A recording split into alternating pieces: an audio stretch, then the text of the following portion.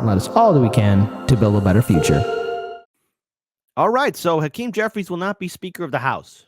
Now, why am I saying this? Because obviously, when force to vote was happening, Democrats, liberals, the vote blue no matter who crowd are incapable of understanding just how procedure is done. So if there are progressives hoping for Hakeem Jeffries to be Speaker, listen, wake up. That's not how it's done.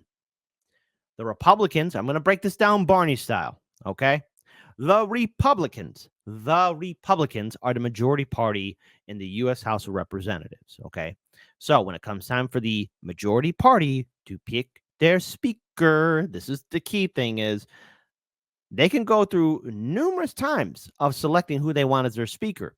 The only time maybe a rival can get the set amount of votes is if the opposition party, the Democrats, few people break ranks and support whoever the Republican Speaker of the House will be, or who the next Republican Speaker of the House would be. Now, currently as it stands, the Republicans are having their little shenanigans back and forth on who their next person will be. Now, Democrats voting in unison are all behind Hakeem Jeffries. And yes, he had the most votes, but that's not the rules of the land. The Democrats are not the majority party in the House. Case in point, let's put up this video from Case Study QB. Progressives hoping for Hakeem Jeffries as Speaker. That is not happening. Hakeem Jeffries as Speaker. You do hear that from progressives from time to time, hoping a wing and a prayer, I guess. Not going to happen. I want to disabuse the American public or anybody watching that thinks that for some reason Hakeem Jeffries may be Speaker of the House because 5 Republicans will jump ship and vote for him. That will not happen. But what also will not happen is someone who is an extreme Republican being elected Speaker. Those days are long gone. Scott, that is not happening. Hakeem Jeffries Speaker. I mean, you do hear that from progressives from time to time. Yeah, it's not hoping on a wing and a prayer, I guess, that sort of thing. Yeah, the best chance for that to have happened would have been over this weekend. If they had stayed in and a bunch of Republicans had gone home, then by function of math, it could have happened, for a day. But no, that's not going to happen. Republicans have to come together and get somebody. And if they can't, then Democrats are going to have to figure out if they want to, enough vote present to allow this to move forward. I want to disabuse the American. So now that you understand how it's done, that's the rule. That's how it's done. Now, Jake Tapper wants to weigh in with his big brain idea. They want to do ranked choice voting for the GOP. Now, all of that sounds great, but Jake, don't you realize that means you're going to be asking politicians to change things and make things make sense in Washington, D.C., and that's a no bueno.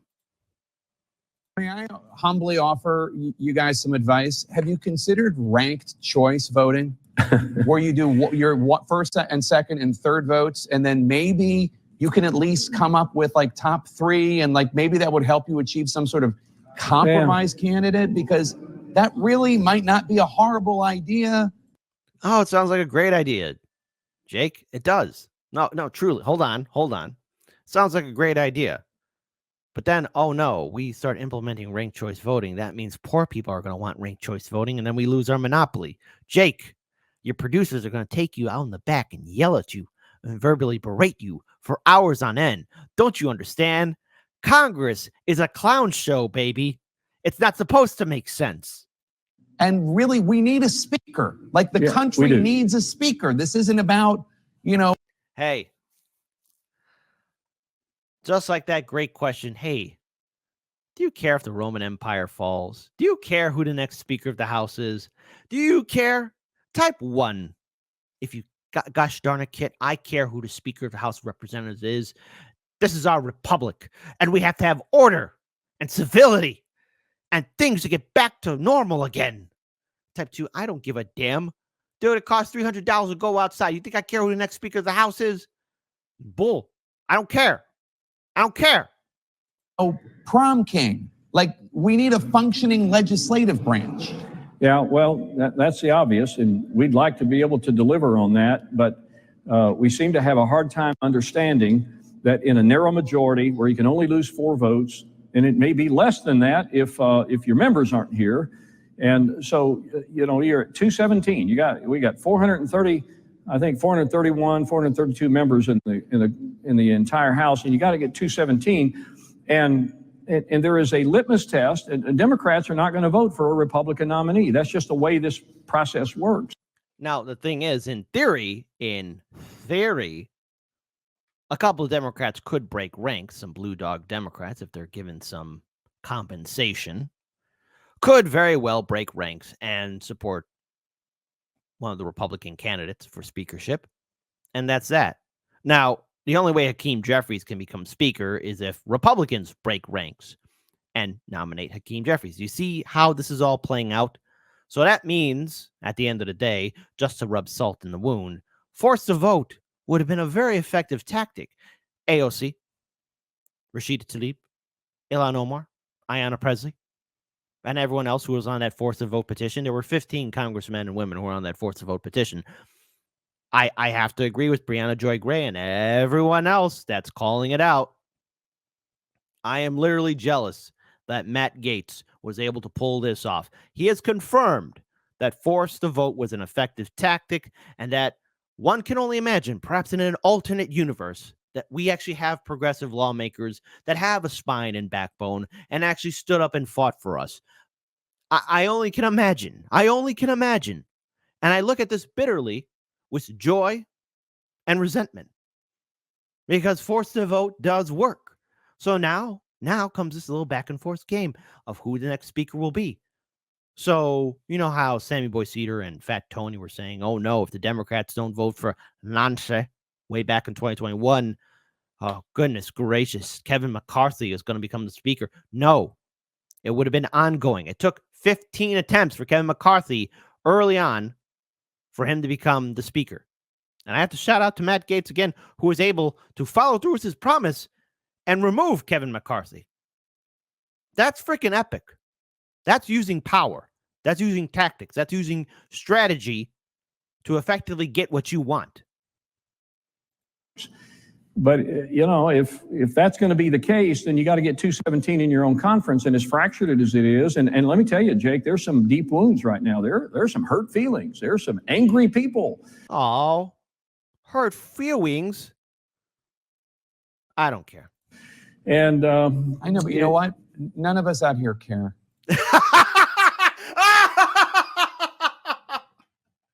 Okay, Jake, I'm going to give you that one.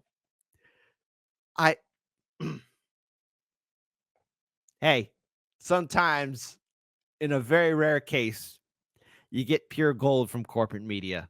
Case Study QB, I don't know how you sit through it, but mandatory thumbs up for Case Study QB, who's wrongly being censored on Twitter. We're rewinding that. Nobody cares. Hurt feelings. There's some angry people. And I know, but you know what? None of us out here care. My sentiments exactly, Jake. You know what? Your stock has greatly improved. Just a little bit in my portfolio. You're all right, Jake.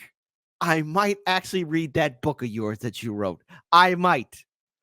I just might do that. Maybe. Hold on. One more time. And I know, but you know what? None of us out here care.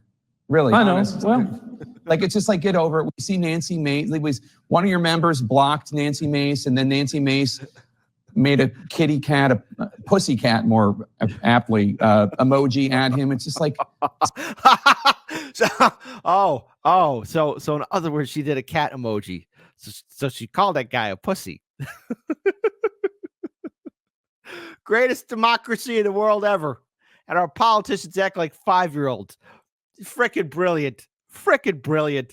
We live in a clown world. And we have idiotic people in charge of us.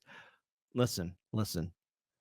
Maybe AI will take over in the next 5 years, but I got to tell you, folks, we're living in interesting, glorious times, and we should all be happy. Hold on. I just got to rewind that again. 4th time. I'm being immature here, but this is glorious. And I know, but you know what? None of us out here care. Really. I know. Honest. Well, like, it's just like, get over it. We see Nancy Mace. It was one of your members blocked Nancy Mace, and then Nancy Mace made a kitty cat, a pussy cat more aptly, emoji at him. It's just like, Jake, she called him a pussy. Seriously, this is like high school, but like, we need, like, there's legislation that is Like there are literally Americans being killed abroad, and we need this to work. Hey, Jake, is this your first time finding out that Congress is nothing but stunted adults stuck in high school, even though they might be in their 70s, 80s, and 90s? Here, I think you deserve this, buddy. Oof, oof, oof, oof, oof, oof. So let's talk about this. Let's even talk about this going further, because as it stands right now, here's how the internal GOP speakership nomination will work. House Republicans are set to meet Tuesday morning as they aim to select the speaker nominee. But 8 declared candidates are still in the running, which means the decision-making process could take a while. The conference gathers at 9 a.m. Oh my goodness, they had to wake up early just to go to work for its closed-door internal election. House GOP conference rules dictate that all contested elections are decided by a secret ballot and that no proxy voting is allowed. A candidate must win a majority of all votes cast in the internal election, and if no member receives a majority, the lowest vote getter is dropped from the consideration. This procedure repeats until a member receives a majority of all votes cast, reads an October 2023 leadership candidate election guide shared with the Hill. That means if the speaker election goes multiple rounds without a clear leader, it could take hours for the conference to reach a majority winner. Hey, Sam Cedar, I need you to write a detailed, handwritten, and I want this to be handwritten, letter of apology to Breonna Joy Gray, because she tried to explain this to you, but all what you could do was talk about Jimmy. All what you could say was Jimmy, Jimmy, Jimmy, Jimmy, Jimmy. And of course, this is all to replace, again, Kevin McCarthy, who is no longer Speaker of the House.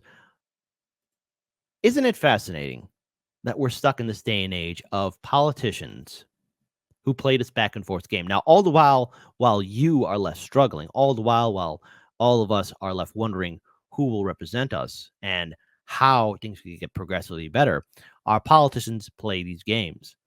Just remember, the ball is in our court. And there are a couple of ways in which we can implement real change, and that is at the state level through implementing citizen ballot initiatives, and either that fighting to make your state a citizen ballot initiatives state. These politicians are not representing us. So it is our social responsibility to take back our republic, and it's going to have to be done at the state level so that we can finally do something at the federal level. Enough is enough. This clown show has gone on long enough. No one cares about these politicians because they don't represent us. No one cares about these politicians because we know that they don't like us. And no one respects these politicians because we know that none of them respect us. So let's fight for ourselves and build a better future.